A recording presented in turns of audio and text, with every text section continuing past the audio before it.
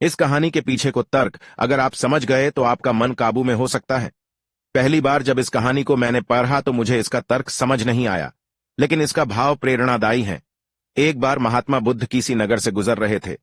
बुद्ध की नजर एक कपड़े के व्यापारी पर पड़ी, जो दुखी और हताश दिखाई दे रहा था। बुद्ध चलकर उनके पास गए और पूछा कि हे भंते, तुम इतने उदास क्यों हो? अगर तुम मुझे अपनी चिंता का विषय बताओ तो मैं तुम्हारी कुछ मदद कर सकता हूं। कपड़े के व्यापारी ने बुद्ध को प्रणाम किया और उनको अंदर बुलाया। उस व्यापारी ने कहा कि जब से मेरी पत्नी की मृत्यु हुई है, तब से मेरे घर पर मेरे छोटे बेटे की देखभाल वाला कोई नहीं है, इसलिए मैं हमेशा इसको अपनी दुकान पर लेकर आ जाता हूं।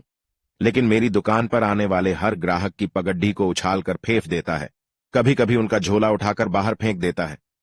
मैंने इसको बहुत समझाया डांटा, लेकिन यह नहीं समझा। इसकी इस हरकतों की वजह से मेरे सारे ग्राहक खुद को अपमानित मानकर वापस चले जाते हैं। बुद्ध बोले, मैं तुम्हारी सहायता कर सकता हूं, पर तुम मुखे वचन दो कि मैं जो भी करूंगा तुम उसमें दखलंदाजी नहीं करोगे, ना ही कोई प्रश्न करोगे। व्यापारी बुद्ध को वचन दे देता है। अगले दिन बुद्ध एक पगड्डी पहनकर आए और एक गाहक की भांति आकर बैठ गए।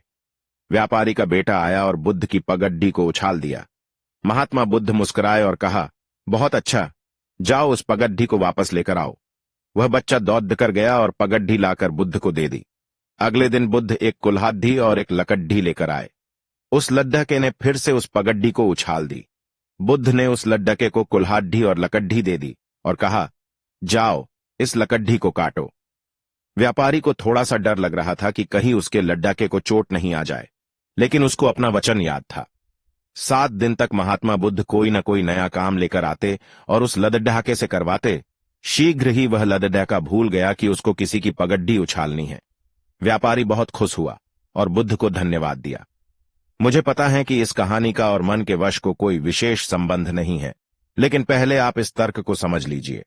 अगर हम अपने मन को अपने हिसाब से काम नहीं करवाएंगे तो मन अपने हिसाब से काम करेगा। मन वश में हो सकता है यदि मन को हम अपने अनुसार चलाएं। मन 2 तरीकों से मन अपने हिसाब से काम कर सकता है, या मन को हम अपने हिसाब से काम करवा सकते हैं।